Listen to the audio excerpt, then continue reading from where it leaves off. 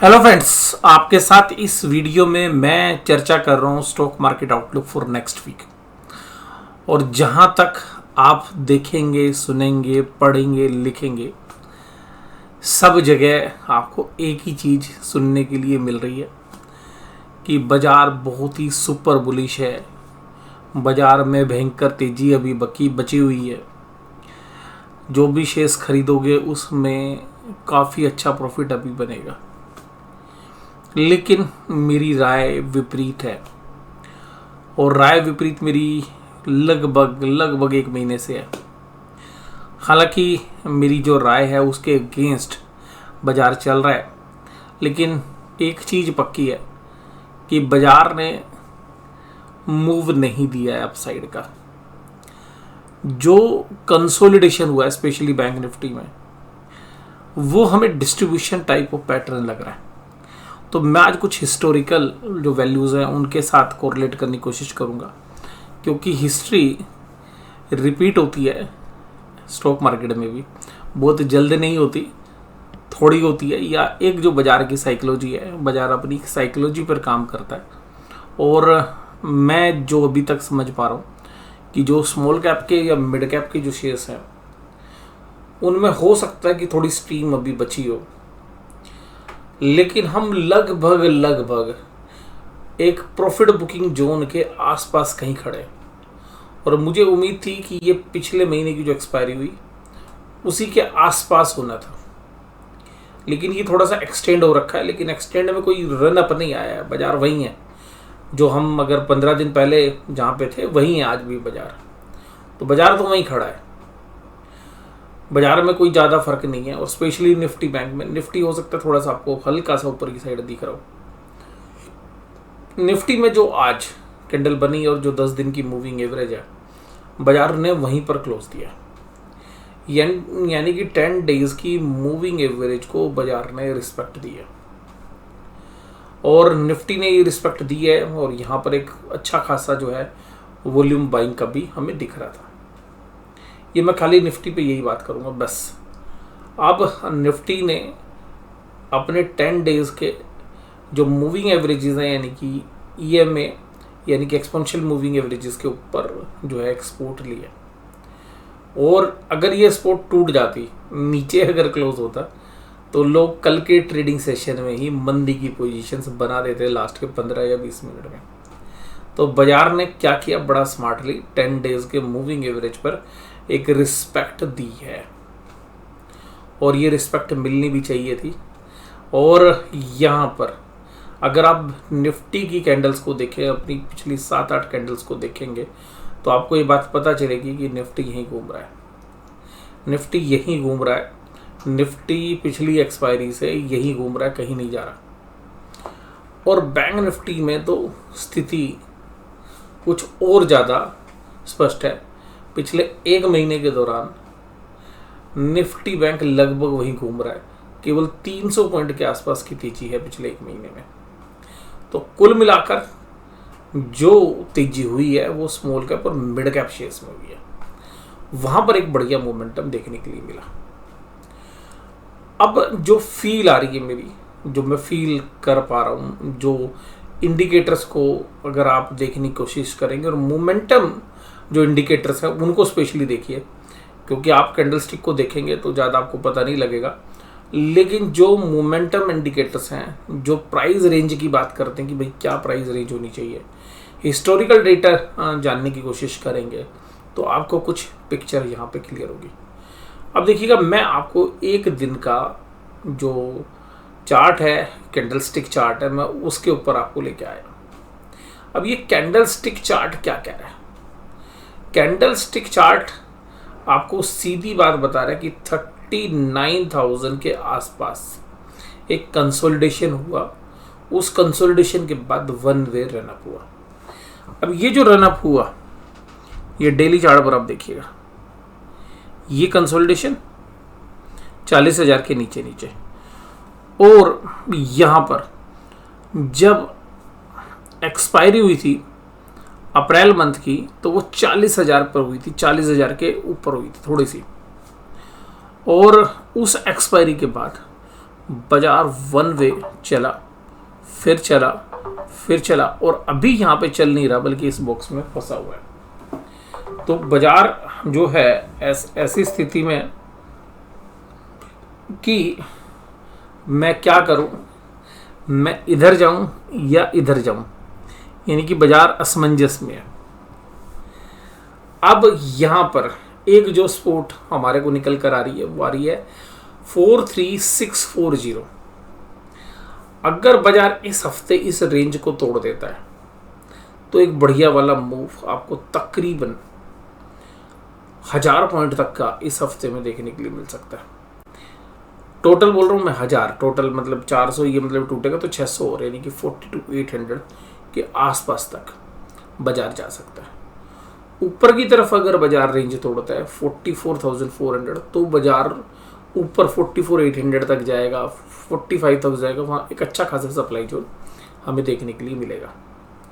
तो आप लोगों को लग रहा होगा कि ठीक है, लेकिन मैं ऊपर का जो है मुझे आउटलुक थोड़ा सा कम समझ में आ रहा है, मुझे नीचे का थोड़ा सा ज़्यादा समझ में आ रहा है। और रीज़न बड़ा सिंपल है। देखिएगा बाज़ारों में जब जब ऐसी तेज़ी हुई है, आप 2017 में चले जाइए, 18 में चले जाइए, 19 में चले जाइए, और 20 की तो मैं बात ही नहीं करूँगा, 20 क्योंकि एक एक्स्ट्राऑर्डिनरी ईयर था, लेकिन उसका कुछ हिस्सा जब तक मार्च की कोविड का रिएक्शन नहीं हुआ था वहाँ तक का एक रिएक्शन अलग था। तो हम ये कह सकते हैं कि भाई मार्च में आया रिएक्शन उसका, तो फरवरी तक हम मान सकते हैं 2020। उसके बाद देखिएगा बाकी 2020 का जो पीरियड था वो एक अबनॉर्मल पीरियड था। तो वो क्योंकि वो कभी 10-15 सालों में कभी एक बार ऐसा होता है। तो हालांकि फरवरी तक का पीरियड एक नॉर्मल सी वाला पीरियड हम मानेंगे। अब यहाँ पर मैं आज आपके ऊपर छोड़ूंगा कि भाई कहाँ पर जाके रुख लग रहा है। तो देखिएगा बड़े प्लेयर की साइकोलॉजी समझिए। बड़े प्लेयर माल को तब उठाते हैं जब पूरे बाजार में नीरसता छा रखी हो, सब लोग मंदी मंदी की बात कर रहे होते हैं। उस समय पर माल इकट्ठा किया जाता है और बाजार को उस लेवल पर लाकर खड़ा कर दिया जाता है जहां पर कि ट्रेडर्स उम्मीद नहीं करते।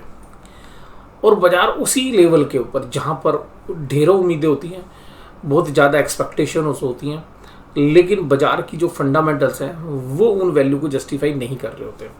लेकिन जब कहानी वो क्या होती है, जब चार्ट चल रहा होता है, जब कोई प्राइस चल रहा होता है, तो लोग उस प्राइस को देखते हैं कि भाई यही सच है, यही सब सर्वमान्य सत्य है, तो लोग उसकी तरफ फोकस करते हैं। देखिएगा मैं एक जस्ट मैं आपको एक एग्जांपल दे रहा हूँ, और मतलब एग्जांपल क्या, मैं अपना बता रहा हूँ। देखिएगा मैं भी इस तरीके की परिस्थिति में पहले बहुत बार ये लगता था कि हम बड़ा सुपर बुलिश हो जाते थे। मतलब क्या होता है कि जो नए ट्रेडर्स आते हैं, ये जो नए इन्वेस्टर्स आते हैं, उनको क्या होता है कि एक स्टोरी प्ले होती है, मीडिया में होती है। मीडिया में भी जब किसी शेयर्स के बारे में बताया जाता है कि भाई ये शेयर्स इतना दमदार है, इतना दमदार है, तो आप ये सोचोगे कि यार ये कंपनी तो बहुत बड़ी वैल्यू की है। मतलब ऐसा 100 रुपये का शेयर आपको आज ही लगेगा कि यार तो 4 दिन में 1000 रुपये हो जाएगा। ठीक है जी। तो इतना मतलब मीडिया के अंदर जब कोई एनालिसिस बता रहा हो तो वो इतनी तारीफें कर देता है कि हमें लगता है कि अरे तो 1000 रुपये की वैल्यू होनी चाहिए, ये शेयर 100 रुपये का क्यों पड़ा हुआ है। लेकिन उसके पीछे बहुत सारी चीज़ें होती हैं, फंडामेंटल्स भी, वो जो कि प्ले करती हैं। अब यहाँ पर दूसरी जो चीज़ें होती है वो होती है ट्रेडर्स ने कहाँ पोजीशंस बनाई हुई है। और सबसे खास बात ये कि जो सबसे मजबूत ट्रेडर्स हैं, जो मजबूत हाथ हैं, जिनके पास एफएनओ में भी पोजीशंस है और कैश में भी पोजीशंस है, वो कहाँ जो है राय रखते हैं। तो यहाँ पर मैं अभी आपको यहीं पे छोड़े चलता हूँ, थोड़ी देर फिर लौटूंगा इसी के ऊपर। इस पिक्चर को ध्यान से देखिए, ये पिक्चर किस तरीके की बन रही है। मैं पिक्चर ही बोलूँगा इसको। इस चार्ट को आप देखिएगा, ये भी पिक्चर का रूप है जहाँ पे हमने ड्रॉ किया। अब देखिएगा इससे पहले क्या हुआ था। अगर हम इससे पहले जाएं, यानी कि हम चले दिसंबर के एंड से, तो ये क्या हो रहा था। ये अगर हम देखें, देखिए कि बीच में अप एंड डाउन्स हैं, लेकिन मोस्टली जो चीज़ें हैं वो क्या है कि अगर आप एक सीधा देखें तो आप यहाँ से आए 42,800 से, आप सीधा आए 39,200 पर with in a period of 1.5 month. इसमें आपका बजट वाले मूव्स भी थे, अदानी जो एपिसोड था वो भी था, उन सब के पास। तो यहाँ पर क्या बनी हुई थी, अरे यहाँ पे सब लोग डरे हुए थे कि यार बाजार जैसे ऊपर जाता फिर नीचे आ जाता, ऊपर जाता फिर नीचे आ जाता, राइट। और हमने भी देखिएगा, मैं भी आपको खुद बोल रहा हूँ, मैं भी यही एंटिसिपेट कर रहा था कि 41,600 से बाजार घूम जाएगा। ठीक है जी, बाजार यहाँ से नहीं घूमा। तो ये तो था कि पक्का कि भाई बाजार यहाँ पे घूमना चाहिए, लेकिन बाजार ने यहाँ पर आपके एक्सपेक्टेशन के विपरीत काम किया। तो अल्टीमेटली स्टॉप लॉस कट गए। जिनके स्टॉप लॉस लगाए होंगे और जिन्होंने नहीं लगाए होंगे उनकी पोजीशन आज भी विद्यमान होगी, लेकिन उनकी पोजीशन विद्यमान बाजार छोड़ता नहीं है। बाजार ने क्या किया होगा, यहाँ तक लोगों की पोजीशंस कटवा दी होंगी, यहाँ तक मोस्टली, और जिनकी बच गई थी उनकी यहाँ कटवा दी, और जिनकी नहीं भी कटी, अब जैसे ही बाजार थोड़ा सा सॉफ्ट हुआ तो लोगों को लगा यार जी का जंजाल है, ये मंदी वाली पोजीशन में इनसे निकल जाओ। जनरली ये साइकोलॉजी है। तो ये मैं बाजार की साइकोलॉजी आपको समझा रहा हूँ। अब इसके बाद ये चार्ट आपके स्क्रीन पे, ये वीकली चार्ट है। अगर आप 2019 को देखें ना, ये वीक है, एक मतलब एक कैंडल में 5 कैंडल है, मतलब 5 दिन की एक कैंडल है। तो अगर आप यहाँ पे देखें 2019 में, तो 2019 से बाजार ने कैसे चलना शुरू किया। आपको प्राइस नहीं दिख रहे, भी दिखाता हूँ, थोड़ी देर रुकिए। जब 2019 से बाजार चलना शुरू हुआ तो इस तरीके का एक पैटर्न बना जिसको हम बोलते हैं सिमिलर टू एम। ये जब बाजार यहाँ से चल रहा था ना वीकली, ये यहाँ तक आया था, किसी को उम्मीद ही नहीं थी कि यार ये करेक्शन आ जाएगी बाजार में, बिल्कुल सुपर बुलिश था। और फिर मई के बाद जब बाजार चला, फिर दोबारा से सेंटिमेंट बना। तो जिन लोगों को यहाँ पे यकीन था उनका यकीन दोबारा बन गया, फिर बाजार में फिर करेक्शन। ये निफ्टी बैंक का ही चार्ट है। तो मतलब यहाँ पर एक तसल्ली होगी कि भाई यहाँ पर बाजार ऊपर नहीं टिकेगा। और ये कहाँ पर यकीन हुआ, यहाँ पर यकीन हुआ।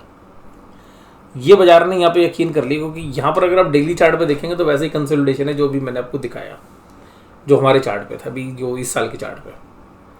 उसके बाद बाजार ने कहा नहीं भाई, अब मैंने कंसोलिडेशन कर लिया। जब यहाँ पे बाजार था, क्योंकि ये एक में 5 कैंडल्स हैं, हम वीकली कैंडल समझते हैं, तो ये एक जगह पे 5-5 कैंडल, तो ये तकरीबन 15-20 दिन कंसोलिडेशन हुआ। और उसके बाद बाजार ने चलना शुरू किया। फिर देखिएगा एक डिप आया, ऐसा ही डिप आया जैसा हमने अभी देखा था कि जब MSCI की HDFC बैंक में मूव आई थी, तो सिमिलर था, इसी तरीके की कैंडल बनी। उसके बाद बाजार यहाँ पे क्या होगा, बहुत लोगों को लगा कि यार इतनी बड़ी रेड कैंडल है, अब बाजार बंद हो जाएगा। नहीं, बाजार ने फिर सरप्राइज किया और बाजार ने क्या तेजी की। और ये लेवल था तकरीबन 31,800 के आसपास का, और पीरियड था नवंबर दिसंबर के आसपास का 2019 में। और यहाँ पर अब ये देखिएगा सबके सौदे कट गए थे। यहाँ पे आप ये कैंडल्स देखेंगे तो आप ये 27,000 कुछ से सीधा 31,000 गया था। तो यहाँ पर जब वीकनेस आती है तो लोग बहुत ज़्यादा क्या होगा कि यार अब तो बाजार टूटना है, अब कुछ नहीं हो सकता। यहीं पर स्मार्ट प्लेयर ने माल उठाया। और ये देखिएगा ये जो तेजी हुई, ये तेजी सिमिलर ऐसी तेजी हुई है जैसी अभी हुई है। ये जो पुराने हाई थे 31,800 के आसपास के, ये सब तोड़े और 32,800-700 तक, मेरे को एग्जैक्टली याद नहीं है, बट 32,000 के ऊपर बाजार यहाँ पे जाके गया, 32,400 था शायद। तो ये श्योर हो गया था कि भाई ये बाजार यहाँ पर आ गया, अब बाजार में यहाँ तेजी। अब यहाँ कोई एंटिसिपेट ही नहीं कर रहा था कि भाई बाजार में करेक्शन आएगी। और बाजार में एक रेड कैंडल बनी, फिर अगली ग्रीन कैंडल बनी अगले वीक में, फिर 3 वीक लगातार रेड कैंडल बनी। किसी को यकीन नहीं हो, बोले यहाँ पर तो भाई बाजार उठना ही है।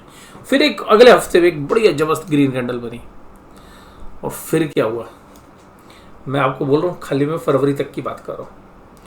और फिर फरवरी में यहाँ से ये उठ के ये यहाँ तक की कैंडल, अब यहाँ तक की जो कैंडल है ना, ये कैंडल एम पैटर्न। और इसके बाद बाजार ने चलना था ऊपर, जो नॉर्मली बाजार जैसे चलते हैं, जो साइकोलॉजी हम बाजार की समझ रहे हैं, बाजार को चलना था ऊपर यहाँ से।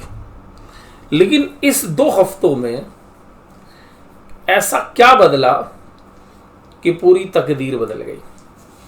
और यहाँ पर ये 2020 का तकरीबन 13-14 तारीख से लेके और 23 तारीख तक का, ये वो 2 हफ्ते हैं जहाँ पर कोविड का एक तरीके से ऐसा प्रचार किया कि जैसे सृष्टि ही समाप्त हो जाएगी।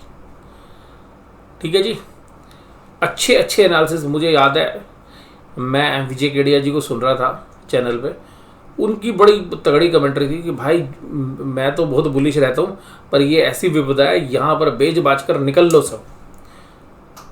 हालांकि कुछ जो इन्वेस्टर्स हैं जो कुछ एनालिस्ट, उन्होंने काफ़ी दमदार तरीके से कहा था ठीक है आप अपनी SIP बढ़ा लो यहाँ पे, लेकिन लोग इतने डरे हुए थे। और ये देखिएगा यहाँ पे जो नए लोग आए, भाई बजे शेयर बाजार टूट गया, लॉकडाउन हो गया, और फिर लोगों ने खूब दब के डीमैट अकाउंट खुलाए, खूब शेयर ब्रोकिंग फर्म्स ने खूब एडवर्टीजमेंट की, और ये तकरीबन मार्च का एंड और फिर अप्रैल में एक अच्छे कंसोलिडेशन के बाद बाजार ने एक अच्छा रनअप दिया और बहुत बढ़िया रनअप दिया। बट हम ये उम्मीद कर रहे थे कि ये मतलब ये अबनॉर्मल सिचुएशन, मैं इस अबनॉर्मल सिचुएशन की बात नहीं कर रहा। फरवरी के बाद जो 9 या 10 मार्च तक का टाइम था वो नॉर्मल था। 9-10 मार्च के बाद का जो भी पीरियड है वो सब अबनॉर्मल मूव्स थे, वो सब कोविड रिलेटेड मूव थे। तो अल्टीमेटली पैटर्न ये बनना था, लेकिन ये बना क्योंकि मार्केट कहती है मैं तो हमेशा सरप्राइज करूंगी। और ये जो कोविड का रिएक्शन था मैं इसको अबनॉर्मल पीरियड मान रहा हूँ। तो नॉर्मली बाजार ऐसे चलते, लेकिन बाजार ने इस अबनॉर्मलिटी को थोड़े समय बाद खत्म किया। अब देखिएगा ये चार्ट स्क्रीन पर मैं आपको दिखा रहा हूँ, ये चार्ट है, ये भी 2019-20 का ही चार्ट है।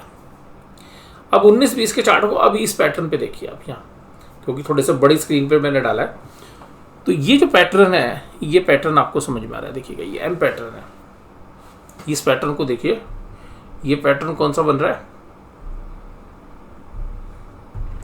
ये पैटर्न M पैटर्न बन रहा है। और मैं खाली यहीं तक उम्मीद कर रहा था, और मैं ये उम्मीद कर रहा था भाई यहाँ से बाजार चलना चाहिए। और ये वो पीरियड था, मुझे याद है 15, 16, 17, यहाँ पे हमने अच्छी बाइंग की थी, खुद भी बहुत अच्छी बाइंग। हमने स्टॉक स्पेसिफिकली बहुत सारे शेयर्स खरीदे थे, लेकिन क्योंकि लीवरेज पोजीशंस नहीं थी हमारी, ध्यान रखिएगा। अगर लीवरेज पोजीशंस थी जिसकी भी, क्योंकि यहाँ बहुत अच्छी बाइंग अपॉर्चुनिटीज थी, मान लीजिएगा बहुत अच्छी करेक्शन थी, और अगर किसी ने लीवरेज पोजीशन की तो भाई वो अगले 2-3 दिन के अंदर कट गई। 23 तारीख तक सबकी पोजीशन कट गई जिसकी भी लीवरेज पोजीशन थी। यानी कि साल, 2 साल, 3 साल में जो कुछ कमाया और जो तेजी थी, क्योंकि मोस्टली वो शेयर्स इतने अट्रैक्टिव लग रहे थे कि भाई अब इसके नीचे क्या जाएगा, तो वहां से भी वो शेयर्स अगले 10 दिनों के अंदर 20-20, 30-30% टूट गए। अब मैं पूरी ब्रॉडर की बात करूं तो बैंक निफ्टी के स्टॉक्स ने भी सबसे ज़्यादा हाहाकार मचाया था, और 28,000 की निफ्टी, बैंक निफ्टी आपको 17,000 पर नजर आई। तो ये आप समझिए 28,000 से 17,000, यानी कि तकरीबन 33% बाजार अगले 2 हफ्तों में, अगले 2 से 3 हफ्तों में सुहा होगा। तो क्या होगा, बट ध्यान रखिएगा जब भी इस तरीके के फॉल आते हैं, आगे भी हिस्टोरिकल देखिएगा, जब उन फॉल्स के अंदर सर्टेनिटी आनी शुरू होती है कि भाई ये ठीक है, ये कोविड ठीक हो जाएगा, कोविड का कोई ज़्यादा सीवियर नहीं है, 2-3 हफ्ते बाजार, 4 हफ्ते देखेगा। जैसे ही बाजार को समझ में आया कि भाई ये एक नॉर्मल बीमारी है, बाजार ने बढ़िया वाला मूव कर दिया। और ये पीरियड था जहाँ अमेरिका ने भी नोट छापे और जबरदस्त लिक्विडिटी बाजार में आ गई। बाजार को क्या चाहिए था, फिर सप्लाई चेन के भी इश्यूज थे, तो बहुत जगह बहुत महंगाई भी हो गई। जिन कंपनीज के पास थी टेक्नोलॉजी, वो टेक्नोलॉजी कंपनी बहुत अच्छा करती हुई नजर आई। और टेक्नोलॉजी में पैसा इसलिए भी आ रहा था कि भाई सारा काम टेक्नोलॉजी के माध्यम से हो रहा था, लोगों को लगा सब कुछ टेक्नोलॉजी से होगा। और उसके बाद भी सब लोग दवाई खाएंगे, तो फार्मा ने बहुत अच्छा किया। उसके बाद US से जो है लिक्विडिटी जो है अरेंज की गई, इंडिया से हुई सब जगह। तो ये जो है रनअप रहा। बट ये वाला जो हिस्सा है, मैं इस हिस्से को हटा देता हूँ। अगर ये हिस्सा हटा दें हम, ये वाला हिस्सा, ये एक अबनॉर्मलिटी पीरियड वाला हिस्सा है, तो 2020 खत्म हुआ, 2021 में आए, तो ये वाला पीरियड जहाँ पर हम ये बेस बना रहे थे, फिर इस तरीके से ये जो प्राइस ट्रेंड चले, ये हमारे नॉर्मल थे। यानी कि जो यहाँ पे इस हिस्से को हटा के अगर हम यहाँ जोड़ दें तो ये पीरियड हमें नॉर्मल लग रहे थे। तो ये बाजार इस तरीके से चलता है। अब ये जो पैटर्न है, अगर हम इसको इस तरीके से देखें चार्ट में, थोड़ा सा बड़ा टाइम फ्रेम है, बड़ा चार्ट है, लेकिन टाइम फ्रेम जो है आपको 1 डे पे है, 1 दिन के ऊपर। तो अभी जो वीकली दिखा रहा था, तो अब ये देखिएगा, यही 2019-20 वाले मूव्स, ये देखिएगा, ये छोटे छोटे एम्स हैं। और उसके बाद एक फॉल देखिए, यानी कि जो ट्रेंड था वो नेगेटिव तो हो ही चुका था। और ये जैसे ही यहाँ पर ये लेवल टूटे, बाजार धड़ाधड़ डेली बेसिस पे टूटा। अब ये जो चीजें हैं, इससे पहले का बाजार देखिए, इससे पहले बाजार कंसोलिडेट किया, ऊपर गया, तो अल्टीमेटली जो पैटर्न है बैंक निफ्टी का वो जनरली ये है कि एक बार बाजार ऊपर जाता है, ओवर एक्साइटेड करता है, ठीक है, फिर बाजार जो है नीचे एक बार कंसोलिडेट करता है, कंसोलिडेट करने के बाद बढ़िया मूव्स जो है जनरली देता है। तो आप देखेंगे कि बहुत जगह जगह पर आपको डिफरेंट टाइप्स के एम बन रहे हैं, कहीं पे छोटे हैं, कहीं पे बड़े हैं। अब अगर हम ये बात करें कि भाई आज की परिस्थिति में, तो आज की परिस्थिति में चार्ट कैसा लग रहा है। अब आते हैं अपने चार्ट में। अब ये जो चार्ट है, ये तो चार्ट है अब की जो स्थिति है उसका वीकली चार्ट है। अब हम खड़े 2023 में, ये सिमिलर मूव्स थे, ये कंसोलिडेट हुआ। अब इसके बाद के मूव आप बताइए कहाँ जाना चाहिए बाजार। जैसे वहां पर मैंने अभी आपको 2019 के बाद 31,800 से बाजार 32,400 गया, ये कैंडल थी हमारी। अभी जो इमीडिएट हाई था वो कितना था, 44,100 के आसपास। अब क्या बाजार ने 44,100 के ऊपर गया, 44,500 या 600 के बीच में कहीं पे वैल्यू जो बनती है जहां तक बाजार गया था। सिमिलरली उसी तरीके से अब हम इसी फॉल को, क्योंकि ये आपका वीकली चार्ट है तो वीकली एक दो कैंडल्स यहाँ पर, और हम ये मान के चल रहे हैं, तो हम इसको भी नहीं ले रहे, हम इसके जस्ट ऊपर ही मान के चल रहे हैं। और इतना भी नहीं जाएगा तो बाजार 41,900 तक और 42,500 तक हमें लगता है कि बाजार एक करेक्शन देगा। और ये अगर हम ये मान लें, क्योंकि कोविड जैसे देखिएगा वहाँ पे तो एक न्यूज़ बेस थी, उस वजह से खबर थी, लेकिन अगर हम मान लें कि भाई कुछ थोड़ा सा और अगर बाई चांस नेगेटिव आ गया तो बाजार 40,000 तक जो है जा सकता है इस बार, 40,600 तक, क्योंकि बाजार थोड़ा सा ऊपर की तरफ हाई बनाएगा जो 39,500 के आसपास स्पोर्ट है उसके ऊपर तक। ये मेरा आउटलुक है और मुझे लगता है कि अगले 10-15 दिन के अंदर इस तरीके की पिक्चर जो है बन सकती है। और ये सब हम हिस्टोरिकली, यह जो चार्ट पैटर्न है, या हम सीधी सी बात बोलें कि जो एक्सपीरियंस है या जो हम प्राइस में देख रहे हैं आजकल कि किस तरीके से इंडेक्स मैनेजमेंट हो रही है, और जब लोग सुपर बुलिश हो जाते हैं तो बाजार लोगों को लीवरेज पोजीशंस तैयार करने के लिए तैयार करता है कि भाई सारा पैसा उधारी का लो। और शेयर बाजार में देखो अभी हमने आपको 2-2.5 महीने में कितनी स्मॉल कैप और मिड कैप में क्या रिटर्न्स दी है, बैंकों में क्या रिटर्न्स दी है, निफ्टी में क्या रिटर्न्स दी है। अब ये रिटर्न्स आपको कमानी है तो पैसा उधार लाओ और बाजार में लगाओ, फिर देखिए ना आपका कैसा पैसा बनेगा। बट यही बस बाजार का ट्रैप है। मुझे पर्सनली ऐसा लग रहा है कि मैं अब अपनी बात बता दूं, मुझे ऐसा लग रहा है कि भाई अब ना जो हमारे पास शेयर्स हैं, देखिएगा जो हमने ट्रूली बहुत लॉन्ग टर्म के लिए ले रखे हैं वो तो बात है अलग, अदरवाइज जो भी शेयर्स हैं हमारे पास जहां पर भी हमें अब इन प्राइस के बाद अच्छा मूव मिलेगा, हम इस बात की अनदेखी नहीं करेंगे, इस बात को नहीं देखेंगे कि भाई पब्लिक क्या बोल रही है, मीडिया क्या बोल रहा है। अब हम ये देखेंगे कि हमारी वैल्यूएशन क्या बोल रही है। और जहां पर भी हमें वैल्यूएशंस लगेगी स्ट्रेच, हमें लगेगा यार प्रॉफिट ठीक है, अच्छा प्रॉफिट बन रहा है, तो बिना बड़े लालच के भाई अच्छे खासे प्रॉफिट पे बैठे हो गए आप जिनके पास भी शेयर्स होंगे। बट बाजार में जिन लोगों को लगता है कि भाई बहुत आगे जा सकता है तो उनको तो भैया बैठा रहना चाहिए। बट मैं जो अपनी जो है बात आपको बता रहा हूँ, मैं आपको ये कह रहा हूँ कि मैं क्या सोच रहा हूँ। मैं ये नहीं कह रहा कि आप इस जाकर ट्रेड लें, जो भी निवेश करें अपने फाइनेंशियल एडवाइस सलाह लें, निवेश करें। वीडियो केवल और केवल आपको एजुकेशनल पर्पसेस के लिए हम शेयर कर रहे हैं।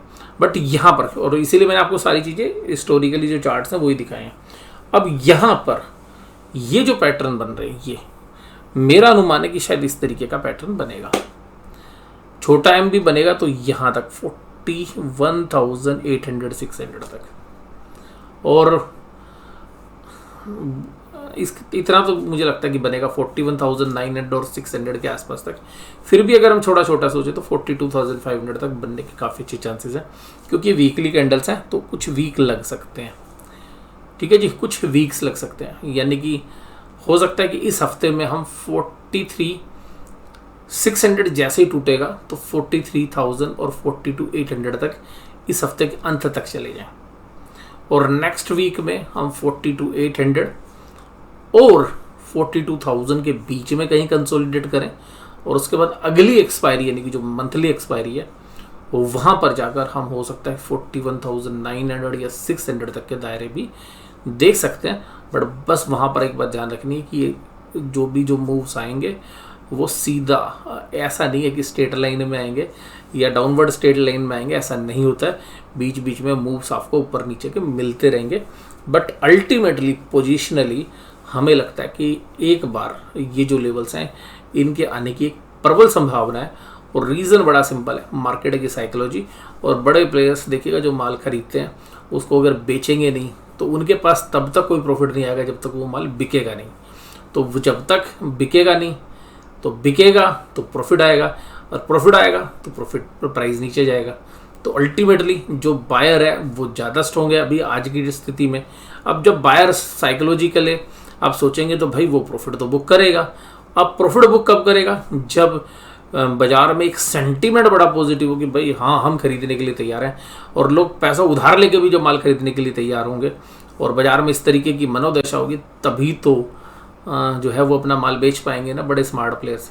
तो मुझे ऐसा लगता है, और मैं भी इस कोशिश में रहूँगा कि जहाँ जहाँ अच्छा प्रॉफिट हम मैनेज कर रहे हैं, वैल्यूशंस नॉर्मल जो एवरेज वैल्यूशंस है, यानी कि जो एवरेज है, मतलब जो एवरेज वैल्यूशन पे जो शेयर ट्रेड करते हैं उन एवरेज वैल्यूशंस के ऊपर चल रहे हैं, तो वहाँ पर मुझे लगता है कि एक अच्छा खासा मौका प्रॉफिट बुकिंग का बनेगा। और ये मुझे लगता है कि जो मार्केट साइकोलॉजी है, जो इंडेक्स को अगर आप देखेंगे, बाजार हर एक समय पर एक अच्छे प्रॉफिट बनने के बाद प्रॉफिट बुकिंग का शिकार होता है। और वो प्रॉफिट बुकिंग उस समय होती है जब सब लोग खुशियां मना रहे होते हैं और नए पे नई हाई की बातें होनी शुरू होती हैं। तो अब अगर हम फंडामेंटली भी कोरिलेट करने की कोशिश करें, तो अगर हम बिटकॉइन को देखें, हालांकि उनके कुछ इश्यूज कुछ दूसरे भी हैं, तो बिटकॉइन आज फिर करेक्ट हो गया है। तो ये जो माहौल है कि भाई अभी जो रेट ऑफ इंटरेस्ट का है उसको देखें, और रिसेशन अगर यूरोप में या वो आती है, वो सब शायद बाजार डिस्काउंट कर चुके होंगे यूरोप के या एशिया के, बट वो होता क्या जब वो रियल टर्म में आती है तो एक बार इम्पैक्ट दोबारा से दिखाती है। तो ये मेरा आउटलुक है। मैं फिर भी आपको बोलूँगा किसी तरीके का ट्रेड लें, अपने फाइनेंशियल एडवाइजर सलाह लें, ये मेरा आउटलुक है। और हालांकि इस तरीके के चार्ट पैटर्न में ऊपर जाने की संभावना भी रहती है, बट मैं तो एक व्यू लेके ही काम कर सकता हूँ, दोनों व्यू लेके काम तो करूँगा नहीं। तो अल्टीमेटली मुझे जो अभी बाजार लग रहा है, और फिर मैं आपको इसी चार्ट में लेके आता हूँ, ध्यान रखिएगा। ये है वो चार्ट, ये चार्ट है, देखिएगा ये वाला। जब बड़ा फॉल आता है ना, बड़ा फॉल आता है तो उसके बाद तेजी भी बढ़ी जाती है।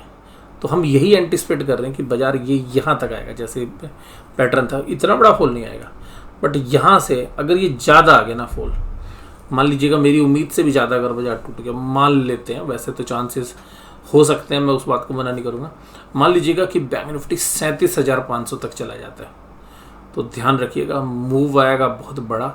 और अभी जो हाई बने हैं यानी कि 44,500 600 उनको भी तोड़ेगा, अरे एक ही झटके में तोड़ेगा उस समय। तो उस समय पर बहुत ज़्यादा जो शॉर्टर्स होंगे उनको ट्रैप कर लेगा। लेकिन माहौल इस तरीके का होता है, जब बाजार नीचे होता है सब लोग कहते हैं मंदी मंदी, बाजार आपके अगेंस्ट जो है वहाँ पे प्ले कर रहा होता है। थोड़े समय तो आपको वही दिखाता है जो आप देखना चाहते हैं, जो आप बोल रहे हैं वही रहता है। तो शुरू में 2 4 5 10 ट्रेड में आप बहुत अच्छा प्रॉफिट कमाएंगे, और उसके बाद बाजार क्या करेगा, बाजार में आप देखते रहोगे कि बहुत बड़ी नेगेटिविटी है, उसी नेगेटिविटी में बाजार ऊपर की तरफ चलते रहेंगे। और जब एकदम, क्योंकि प्राइस देख के ही ना हमारा मूड माहौल बदल जाता है, और प्राइस देख के हमें लगता है अरे बड़ी तेजी है इसमें, और बस बाजार वहीं पर प्रॉफिट बुकिंग का शिकार होता है। देखिएगा मेरा आउटलुक जो है बाजार पे अभी हाल फिलहाल मुझे लगता है प्रॉफिट बुकिंग का सेशन आएगा। और लेकिन अगली बारी में एक पक्की है कि इस करेक्शन के बाद जो जहाँ पर भी सेटल हो और फिर वहाँ कंसोलिडेट हो, एक बात ध्यान रख लेना, इसके बाद जो तेज़ी आएगी वो एक काफ़ी मजबूत तेज़ी की हम उम्मीद कर रहे हैं। क्योंकि हर बार इस तरीके की, यानी कि अगर देखिएगा अगर नॉर्मल प्रॉफिट बुकिंग हुई, नॉर्मल मान लीजिएगा 42,600 41,900 या 41,500 के आसपास से बाजार घूम गया, फिर मैं बहुत ज़्यादा तेज़ी उम्मीद नहीं करूँगा।